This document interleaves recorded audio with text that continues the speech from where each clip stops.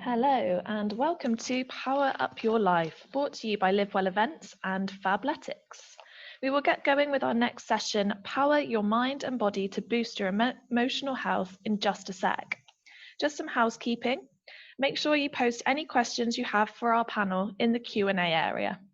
Use the chat to say hi and interact with each other and the session.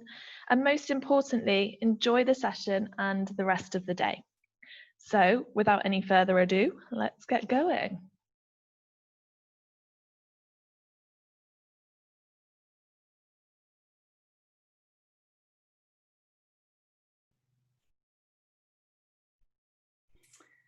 Hello again, everyone. Right, now we've got our next session, Power Your Mind and Body to Boost Your Emotional Health. This session is with Lucy Gornall, editor of Women in Homes Feel Good You and personal trainer, Dr. Tosin Sotubo, NHS and private GP and owner of MindBodyDoctor, and Faye Edwards, fitness presenter, celebrity trainer and owner of FitJam. It's so important to think about your health 360 degrees and balancing your physical and emotional well-being. Physical exercise isn't just about maintaining a certain aesthetic. It's also about how it makes you feel mentally. So I'd like to hand you over to Lucy to start off the session.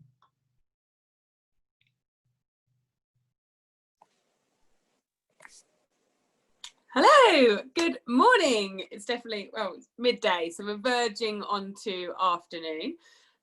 This is the Power Your Mind and Body to Boost Your Emotional Health with Tosin and Faye. Oh, apologies, the wind literally just blew my curtains right in my face. I might close the window in a moment. Anyway, I hope you're all having a lovely day so far. Before we start, I'm just going to do a little poll with everybody.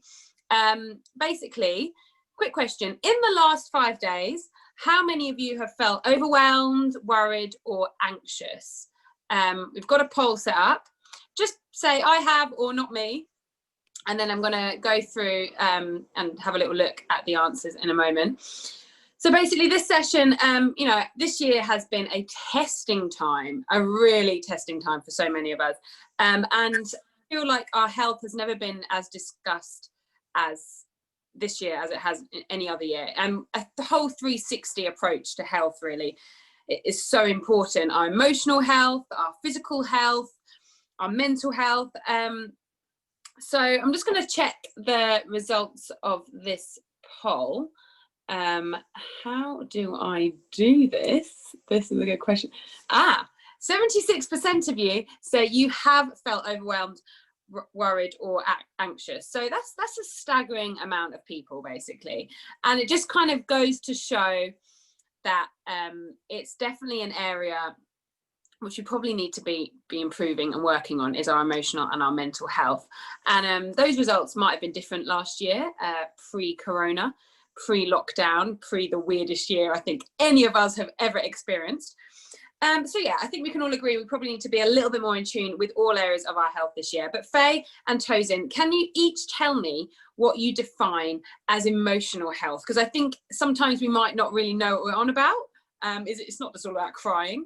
There's more to emotional health. Tosin, do you want to go first? What do you define as emotional health? I think it's important to remember that emotions are normal. They're normal reactions, normal feelings. And I think when we're talking about emotional health, for me, it's the way people think and feel, and then the way that we react to those thoughts and feelings, and then the way it affects us on a day-to-day basis, and affects us not only mentally, but physically as well. So for me, that's kind of what I think about when I think about emotional health. Okay. Faye, what's yours? It might be the same. Yeah, right. Emotional health. Yeah, pretty much the same. Being in tune with our thoughts and our feelings, sitting in them and just reflecting on how we respond, and just thinking about ways we can improve our overall mental well-being, just being self-aware.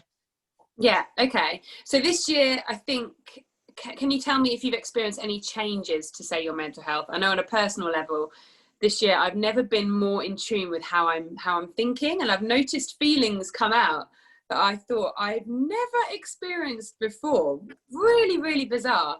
Have either of you, can you tell me what's changed this year with regards to like your mental health, if it's changed at all, but assuming you might have experienced some different emotions to normal. Tosin, do you want to go first?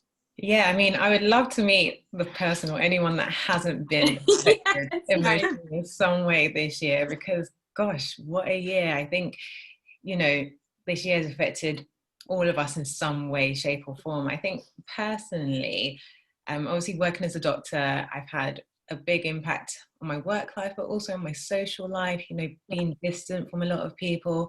And I think having this time, especially a lot more time to myself, is just similar to you, has allowed me to kind of just sit still and feel more emotions and just understand, not even understand, just have more awareness of my feelings and my thoughts.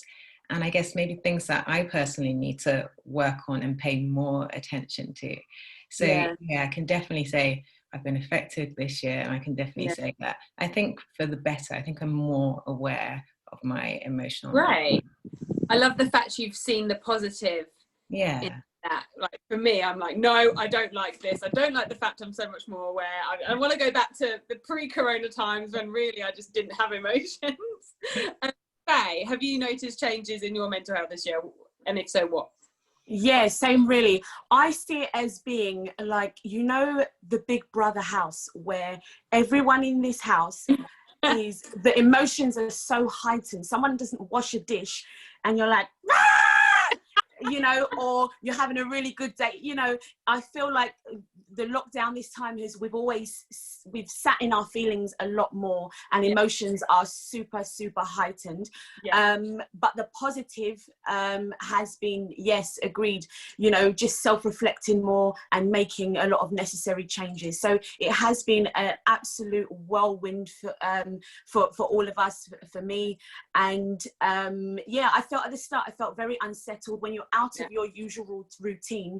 For me personally, it makes me uncomfortable. I feel unsettled and anxious, but then we adapt. We're humans, we're adaptable creatures, and I think we're coming through that. We're going through that learning process now. We're coming out the other side. Fingers crossed that all is upwards from here. So yeah, like the Big Brother house, I would say. And now we've been evicted from Corona, please. Please, ASAP. We all want to. So we all know that diet and fitness, etc., is so important for our health. Nutritious diet, exercise, you know, it doesn't need to be strict. It doesn't need to be smashing a treadmill for an hour every day, but just movement, good food, etc., can really help your health. But mental health is obviously so important too.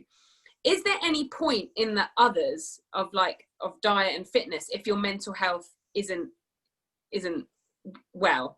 You know, because obviously they do all intertwine with each other. And I know often I've thought, like, is there any point in me exercising and eating well if my mental health just isn't sorted? And how can we tell as well if our mind is suffering and if there's something not right? Tosin, do you want to go? I always like to describe it like a puzzle. Like, I like to look at health as a puzzle. First of all, it's so complex. You can't just put health down to one aspect of our well-being. So if you think about your mental health, your physical health, your emotional health, even your social setup, so your families, your friends, what your home and your workspace is like, all these factors, I think if you put them together, it builds up this puzzle, and puzzles are just complex, and you take one bit of it away and it's incomplete. I think, you can't just look at one part of health and think that's health as an entirety. And you say, how do we know when? How do you know if your mind is suffering? I think that's a difficult one, because I think when you're in pain, when you have a physical pain, it's so easy to know. Like, you've hurt your knee hurts, it's swollen, it's bruised, ouch. But when your mind is hurt, in a sense, it's really difficult to even describe or to put into words. So I think just when you're repeatedly feeling a certain way, or you're noticing that your thoughts or your feelings are having an impact on your day-to-day life, how you interact with people, how you talk with people, even your physical health and how you feel when you wake up in the morning, I think those are kind of some key signs into thinking, okay, maybe things aren't right with how I'm at the moment. Yeah. Faye, do you have any kind of, when you're dealing with your own mental health, are there any signs that you're like, this isn't right, there's something off here? Yeah, same. Moods and behavior. How am I responding to something? You know, take for example, if someone steps on your toe by accident, you can go two ways.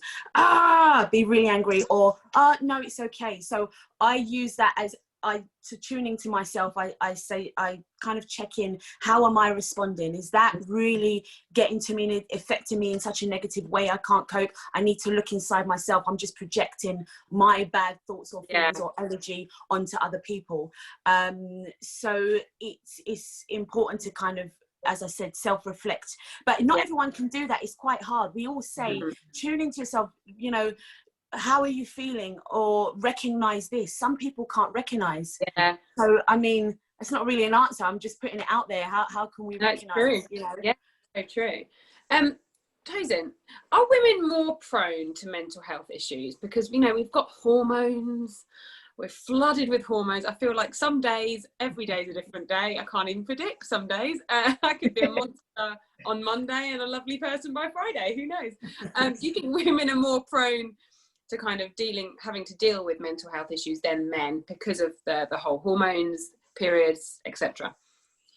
I definitely think, and I definitely see in day-to-day practice, that women just go through so much. We take a lot on, from when we start our periods to our monthly periods, and that can bring a surge of a change of emotions. Anyone can ask their partners or whoever they live with that, you know, they probably know when the time of the month is just by the way that they're acting. And then menopause is a whole nother kettle of fish.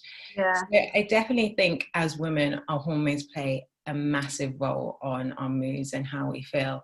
In terms of when we talk about the actual figures, it's actually interesting because women are definitely diagnosed with depression and anxiety more than men, but actually men have a much higher rate of suicide, which is really interesting. And I think one of the factors is probably that women are just a little bit more open in talking about their emotions, a little bit more used to talk about emotions. Not everyone, I certainly find it difficult, but I think it's just a little bit more openly accepted in society, whereas men often have to have that feeling of keeping it in and bottling it in, and unfortunately that can lead to, I think, this disparity in numbers. So it's difficult to tell. I would say as women, I'm biased, but we go through a lot. We do. Yeah. I think there are definitely disparities in the numbers. And I think, you know, mental health and emotional health is not biased. Anyone can be affected by it. Man, woman, black, white, it really doesn't matter. So I think that's the key point. Yeah. I think there's still that mentality of men, like, men don't cry. Well, actually, you know, they do. So, and it's fine, it's acceptable. Okay, so let's talk about dealing with mental health and how to kind of help ourselves. Faye, exercise and mental health, how do they link, especially with dancing? Yeah, I think they are very much linked. I think it's, first of all, you need that mentally, you need to motivate yourself to get up and go. Even in my dance classes, mentally, you may not have the confidence to stand up in front of people and dance. So everything starts with the mind. It's so linked. And the mind has to connect to the muscle. The mind has to connect to the movement. So it starts with that first. For me, it's and like what was explained earlier on, it's not about aesthetics. It's not about, you know, how many calories we're burning in that class. It's about how it makes us feel. So for me, mentally, when I'm doing a class, I do like to encourage people to think about the feeling first, you know, let go of anything, you know, release that feel good hormone, endorphins. Everything starts with the mind first. Yeah, so true. Can you give me, Faye, one tip on how, because, you know, so many of us might struggle to actually go and exercise. Sometimes you're like, oh, I will do it. Oh, I can't be bothered. Faye, one thing that you do to be like, yeah, that's it. Motivate yourself to go and exercise. find something you enjoy first and foremost. That's the most important thing. Don't think about, you know, if you're really demotivated to train, don't think about, I need to do that specific exercise to get that specific result. Focus on the feeling. Just get moving. Dancing is a joy. Obviously, I'm going to talk about fit jam and dancing, how that makes you feel good. So yeah, do something that you enjoy first and foremost, and then you'll get your mojo, get into the swing of things. Okay, brilliant. I also find putting my kit by my bed in the morning, so I just slide my bed, put it on, go. there you go. Yeah, or find a buddy. I'm going to steal that tip. Find a buddy to train with. Yeah, so true. You know, so it helps you be accountable. You know, plan with your best friend. All right, we're going to go for this run, or we're going to do something online live, and we're going to do this, and you know. Yeah. So true. I've done it before where if one of us cancels, it's like, right, so you're buying the drinks tonight. So there you go. It will get expensive. Exactly. You cancel, it's going to cost you. Tosin, talk about food and mental health. Massive link. Okay. What is a good kind of day on a plate, for example? What meals, foods can really help with the mind, and perhaps the ones that are maybe not so great? I know caffeine can often cause some issues, but then, you know, we love a coffee in the morning. So what do we do? What are your tips on nutrition? I would say when it comes to food, it's all about balance. I know everyone likes to say balance, but I think it's really crucial. I think try not to be so focused on what you're eating that you start to exclude certain food groups, because I think it's really important that you're trying to get as many nutrients in as possible. Different types of foods provide our brains and our bodies with different types of energy. We need carbohydrates to give us energy throughout the day. Proteins help kind of boost those immune boosting hormones that we need, and fiber helps our digestive system. So it's all about having a little bit of everything. And I think if you think about kind of what you've eaten in a day and how you're feeling, often your mood can reflect that if you actually stop and think about it. You can, when you're feeling a bit down, a bit rubbish, you can kind of think, oh, actually, I probably didn't eat as well as I should have today, or maybe I missed a meal, or maybe I haven't drunk enough water. So it's really thinking and really being conscious about maintaining a balanced diet and what you're putting in your body. Like you said, caffeine, again, about balance. You can't exclude things that actually you enjoy, and actually on a small amount are pretty harmless, but too much of everything is never good for you. So just being careful about what you're putting in your body and being aware. And also, like you said, missing a meal, sometimes not eating enough can just mess with your mind, because your body's starving. It needs the food, right? It needs the fuel to kind of keep everything functioning. If you miss lunch because you're busy, and then 4 p.m. you just think, I am not in a good place, and because I missed a meal. So obviously food is life. Well, we all love food. It's like a vicious cycle, you know. If you don't eat well, you don't feel well, your mind's not functioning, you don't move well, you can't sleep well. It's kind of this vicious cycle of life. So I think we need to try and pay attention to what we're putting in our bodies. Okay, so another big aspect in affecting our emotional health is who we spend time with, our social circles. I know on a personal level that, having removed a few people over the years from my life, not necessarily in a harsh way, and haven't just gone, see ya, bye, but just maybe spending less time with certain people who kind of impact negatively on my emotional health, etc. What's your thoughts on this, Faye? You know, your social circle, it can play a massive role. If there's someone that we think, that person is just, when I walk away, I just don't feel good. You know, I'm anxious and I'm stressing about myself. How can we politely loosen ties with people? Get a pair of scissors. No, I'm joking. So we are very much influenced by our surroundings, and for me, I'm a person all about energies. energies are so impactful. If you've got a bad energy around you, it has an impact. It impacts you.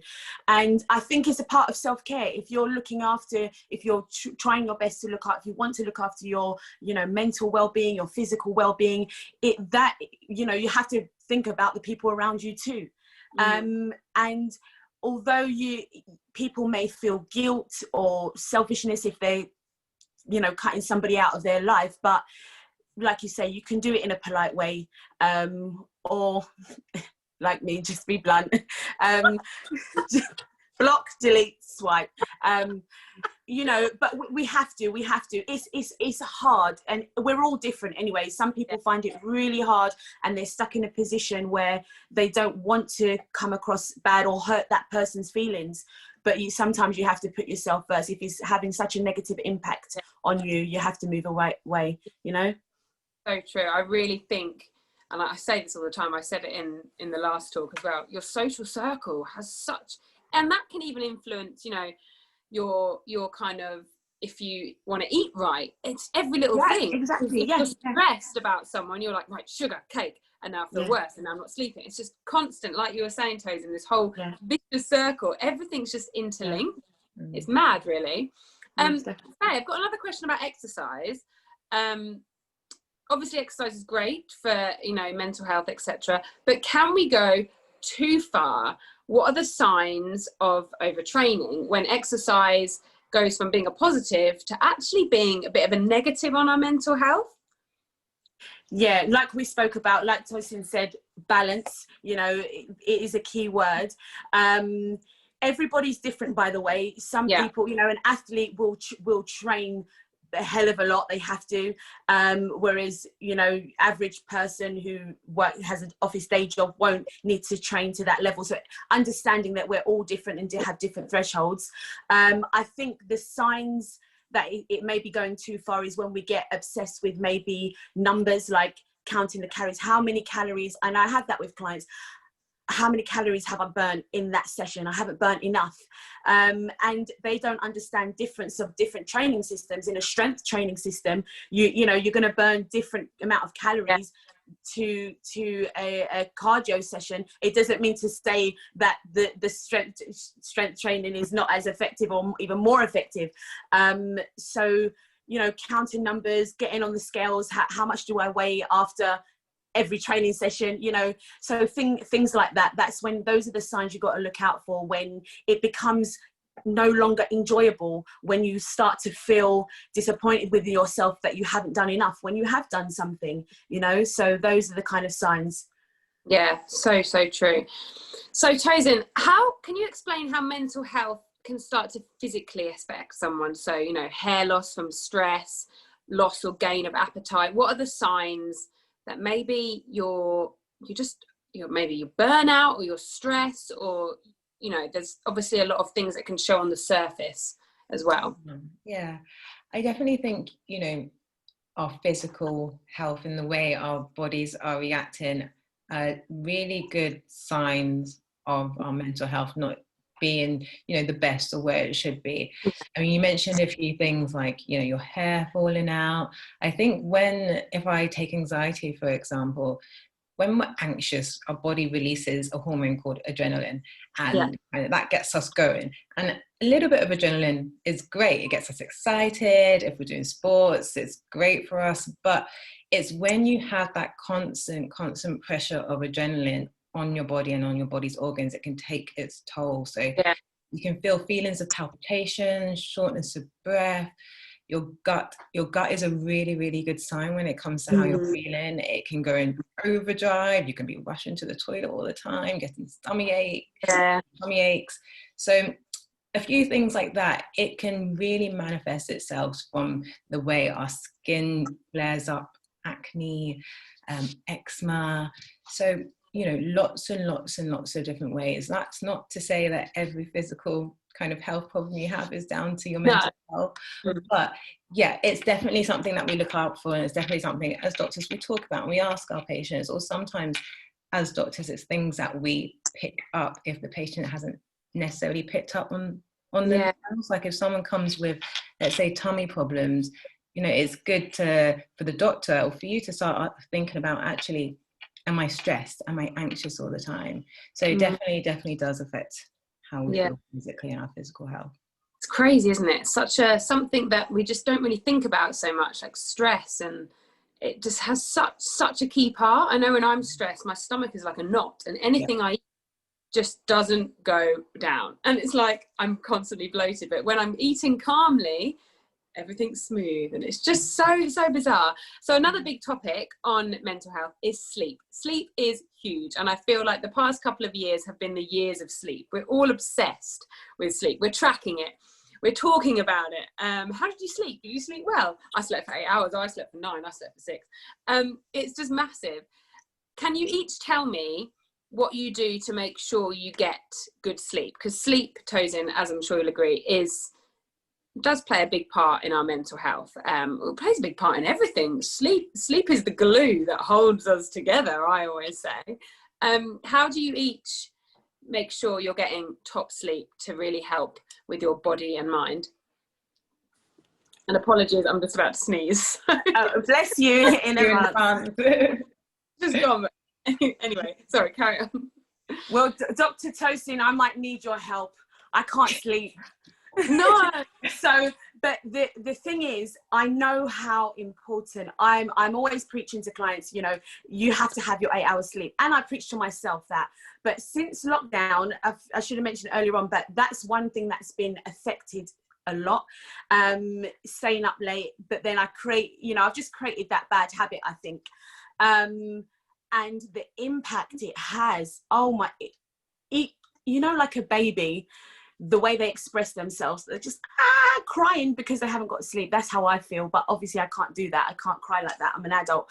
But that's you know, it has such a bad impact on not just your mood, but my performance. I notice when I'm training, I can't, you know, I don't have the energy to train how I would on better sleep.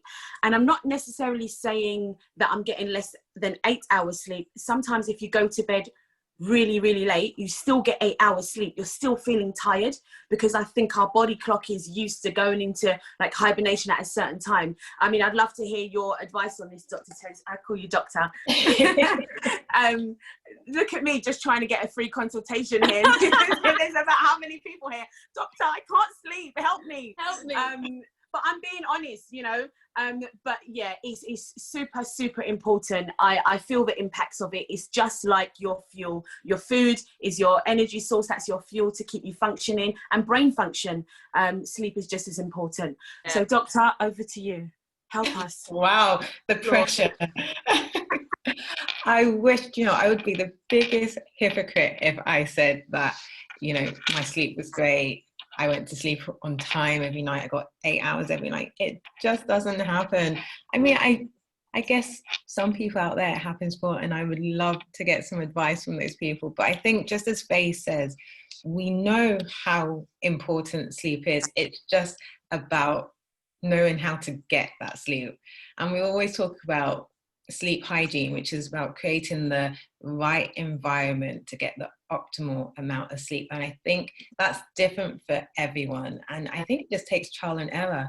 You have to find out what works for you. I think for me, I get the best sleep when I'm not rushed. So sometimes I'm rushing to get to bed. I've just finished work, or I've just eaten really quickly. And then I'm uncomfortable. My mind's racing still. I haven't switched off on the day. But when I actually take time out to make my room nice, maybe have a little bit of a candle lighted in the area, read a book, I find that I get a better night's sleep. So I think it's about creating the right environment that works for you. And Faye picked up on something as well. It's not just about the amount of hours that you get. So everyone says 8 hours sleep, which, yeah, is a really good kind of guideline. But it's also about the quality of sleep, because like they said, you could get 8 hours and still wake up feeling really, really groggy. So you need to make sure that you're getting a good enough quality of sleep, that you're getting that deep sleep. And unfortunately, I think it is a little bit of trial and error. You just have to see what works for you and what kind of sleep and environment works best for you. I also think, I don't know if you agree, we've all become a little bit obsessed with sleep to the point where it's affecting our sleep. Yeah, yeah. And we wake up. Say, I could wake up in the morning and think, oh, I feel great. And then I look at my tracker, I'm like, oh, well, that tells me I didn't sleep. So now I feel really shoddy again. So I feel like we've become a bit obsessed with how well we sleep. Surely we should just be almost like we're kids again, just go to bed, you know, wind down, hit the pillow, don't overthink it, wake up, feel good, okay, I slept well, and kind of roll with it a little bit more, as opposed to being so meticulous about our sleep that we must have this time, must be in bed by this hour, must be having blackout blinds, cannot have any light in the room. You know, we've kind of become a little bit addicted to good sleep. So I don't know if that's maybe having an issue on sleep as well. I don't know if you agree or yeah, I definitely think so. I definitely think even the fact that, you know, a lot of the sleeping apps are on our phones, so it's like when you wake up, the first thing you do is go to your phone, and that's just not healthy. No, it's not. Like, I do think exactly. I do think, you know, I'm going to blame it on technology, as great as it is. I do just think, you know, the advancements of technology are just making us go a little bit crazy. But yeah, I do think, like I said, taking it back to when you were a child, when you were a baby, and going to sleep and just wake going up. to bed, like bedtime, cool, go to bed. Exactly. Okay, so just on another topic, how do we spot the signs of a friend or family member or someone we know? How do we kind of see if they're struggling? And if we notice signs, how can we maybe help them? Because I know we've probably all got a friend or family member that suffered this year somehow with some kind of mental health problem, perhaps. How can we help them, and how can we reach out to them, and how can we spot the signs that they might be struggling? Faye, do you want to go? Yeah, so I mean, obviously you will know the people that are close to you, you know them, you know their behaviors, and it's just if you're seeing a change in their behavior, whether it be their mood, and you know, if they're responding in a negative way, first and foremost, start the conversation. For me there's no beating around a bush. You have to open up a conversation, and sometimes conversations are, because you know that person well, they may be a person who may not feel comfortable with talking about their own emotions, but you have to bite the bullet and just start that conversation, take it from there. And depending on what they like, their personality, you know, are they you know, are they active, you know, go and do a training session with them, go and take them out somewhere, you know, put them in a comfortable space and then have that conversation. Love that. Tosin, do you have any tips for helping loved ones? I think it can be difficult sometimes. I think there was a saying that I saw probably on Instagram that said, always check in on your strong friends. Yes, seen that. Sometimes we always worry about the friends that sometimes talk about their emotions, or friends that are really apparent with how they're feeling. But then you have those friends that just seem like they've got their life together, that they're fine, oh, they'll handle it. And I think those are the people that sometimes you have to be intentional about just checking in and saying, hey, you're okay. And hopefully that one time where you ask them if they're okay, that might be a time where actually they might respond, actually, no, I kind of need some help. So I think just being intentional about checking in your friends. I literally, because my life is just hectic, I have to write down sometimes, oh, I need to call this person, I haven't spoken to this person in a while, I need to check in on this person. So just keep in contact with your loved ones, with your friends. I think being present in people's lives is just a really good basis for people feeling comfortable around you and knowing that you're there for them if they do need you. I love that. That's really great. Because, you know, this is the year that we all need to be kind of bonding with each other and helping each other out, I guess, and just having each other's backs. So I'm going to head to the Q&A. We've got a few questions just in like the Q&A inbox. So I'm going to throw them out now. So I've got one here. Ladies, Tosin and Faye, how do you feel about meditation for mental health? Do either of you meditate? Personally, I don't. I just can't. But do either of you meditate or do a form of maybe yoga or something? Tosin, do you want to go? Sure. No. So I don't do what I would call meditation, but I have forms of me time. And I think that's essentially the basis of meditation, you know, checking your mind and yourself out of the rest of the world, out of the noise of the world, and having that silence so you can kind of focus on your thoughts and what you need and what your body needs. So I do definitely have my forms of that, whether it's sometimes I wake up and just do random stretches for like 5 minutes in my room. I wouldn't call it yoga because I don't know what I'm doing, but it's just 5 minutes of my me time before I start a busy day. And I just find that my thoughts aren't going around the place. I'm focusing on my body and what I'm doing, on my breathing. And for me, that's my form of, I guess, meditation or me time. Amazing. Faye, is there anything you do meditation wise? I've always said I want to make a more of a conscious effort to do that. At work, where I manage a studio at Third Space, we actually have meditation rooms and a guided meditation. And I've said, I'm going to go in there every single day on my break. Have I? No. But I do yoga, yin and hatha yoga in the hot studio, and that's, you know, wonderful. But a bit like what Tosin said, it's about knowing that it doesn't have to be everyone's definition of meditation. There's so many different ways and levels. You can just do your own thing, having that 5 minutes and just sit down, clear your mind, clear your thoughts. And it could be anywhere. You can go to a park and sit on a bench and just be a bit silent and calm. And without you realizing, that's you meditating. You know, there's different levels. So some people think you may have to just sit there and, you know, you're playing and juggling with all these thoughts and I can't meditate. Just start off step by step, just 5 minutes of silence for you. Sometimes I find putting my phone away and cooking dinner, that's my meditation. Cooking, chopping, and just thinking about stuff. And then I'm like, I've just had 10 minutes, 15 minutes in my own thoughts while I've been slicing an onion or whatever. Exactly. And crying from the onion or crying from your emotions. Right, next question. Okay, any tips for dealing with a person who carries a very negative energy at work?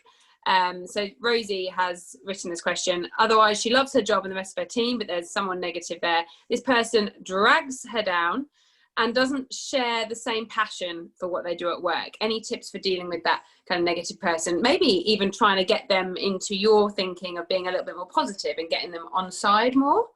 Tosin, do you have any advice? Yeah, I think work is a really difficult place because in your life, just your general life, if you don't get on with someone, you can kind of cut them off and decide, well, I'm not speaking to that person again. I'm not talking to you again. But at work, you have no choice. You have to be around with someone. So I think, just like you said, trying to spread your positive energy or just making sure that their negative energy isn't diminishing your positive energy and your love for your work and also the way that you're doing your work, because the likelihood is that person's probably struggling with something if they're so negative all the time, that they've probably got things that's going on in their life.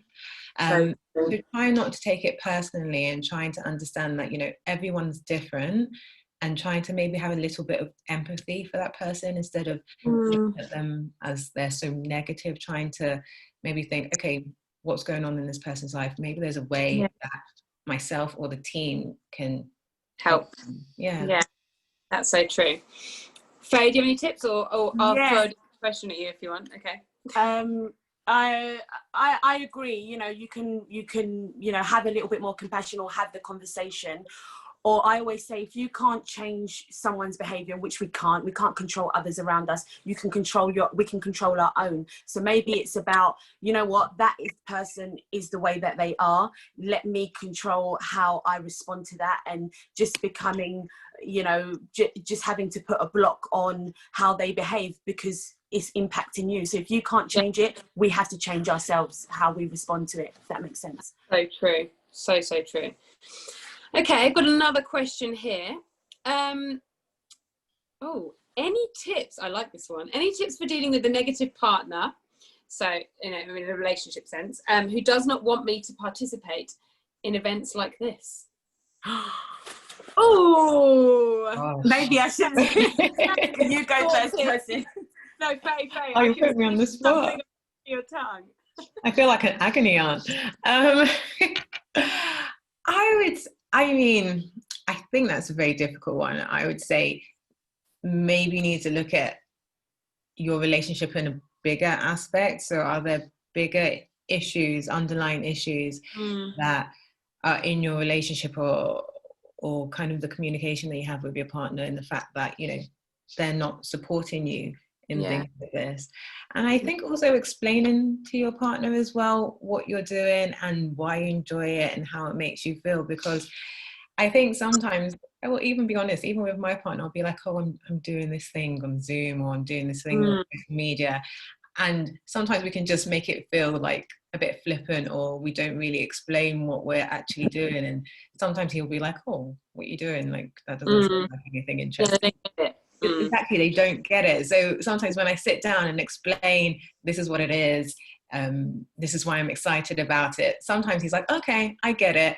So I think, looking at possibly bigger aspects of the relationship, but also taking time to explain to your partner why you're doing it, why you enjoy it, how it makes you feel. And hopefully when your partner sees that excitement and joy in what you're doing, they should hopefully then be more supportive to that. So good. Faye, you definitely had something you wanted to say. No, Tosin said it much better than I would have. Just talk.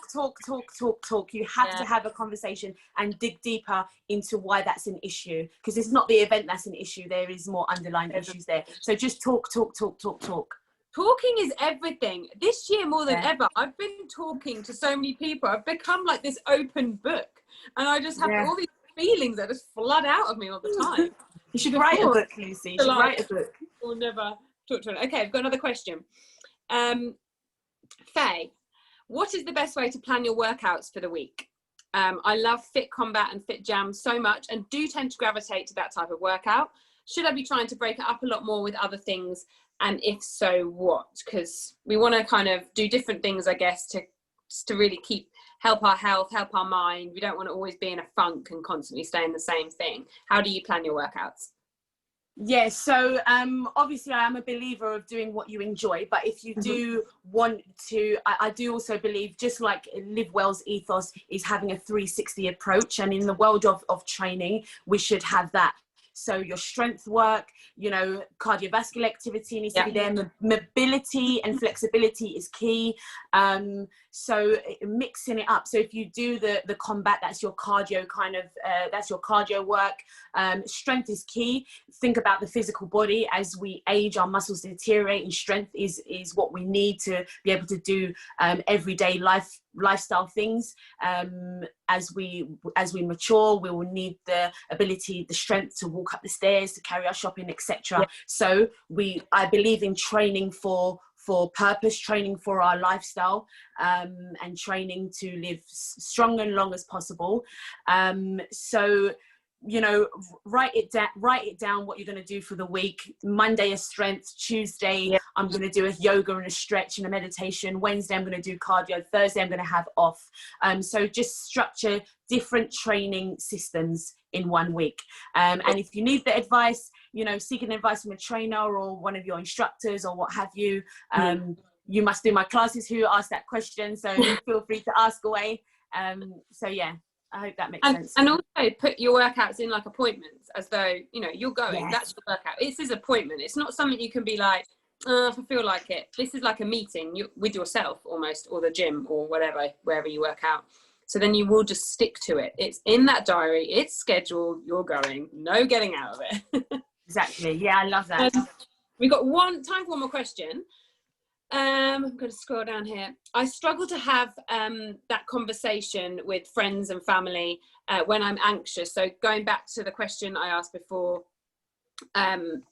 about dealing with people with negative energy, etc., or a partner that might not want to be involved in or things you do. I struggle to have that conversation when I'm anxious. Where would you recommend to reach out to if friends and family aren't the desired point of contact? Is there anywhere else we can go? Maybe there's a number we can call, or maybe there's other people we can turn to, maybe even people like neighbours. Tosin, do you want to go? Yeah, I often find that, even personally, but I often find sometimes it's easier to speak to people that you don't have a personal connection with. It's often easier to just tell strangers your thoughts, your feelings. So I think I definitely understand that question. I'll always say, no matter how difficult it is to get an appointment, your GP is always a good first point of call. You can definitely tell them, you know, how you're feeling, what's going on, but they can also offer you so many resources that might be in your community and around where you're living. So I'll always recommend that's definitely a good first point of call. And like I said, sometimes even people at work that you're not that close to, or let's say you're in a gym class, someone that you talk to but you're not that close to, someone that you just feel comfortable talking to that's maybe not in your inner circle. Yeah. So yeah, those will be my 2 points. Amazing. Faye, who would you turn to if friends and family weren't the ones? Yeah, agreed. You know, just like Tosin said, it is sometimes easier to open up to someone who you haven't got that personal connection with, and talking is great. You never know that that person may be going through or can relate to what you're going through too. And like Tosin said, going to your GP, you know, my mum's a counsellor, so I'm a big believer of going to see a counsellor, and you know, a lot more people do than we realise. Yeah. Seek that help, let it out, you know. And if you're finding it challenging to have the conversation, maybe try writing it down, have a journal, write down what you really want to open up about. That might be a good first step to just try and make it easier to communicate. I think a lot of people see the journal thing as maybe, oh no, we don't, you know, not writing a journal, but you got to remember, like, no one's seeing this but you. No one knows if you're writing in a journal. It's just private. So just imagine, no one can see it, no one knows what you're doing. You know, you own that journal, you write it all down, and if you need to rip it up after, then you can, but just no one's going to see it. It's completely your thing. So it's closed doors.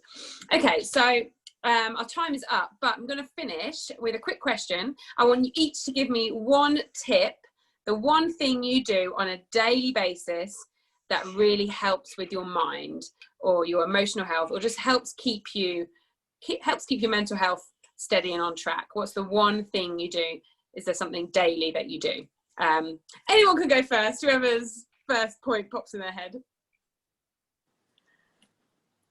I think there's so many things I want to say. I'm trying to pick one. You've got to pick the one thing that our viewers can take away and be like, I'm going to start doing that as well.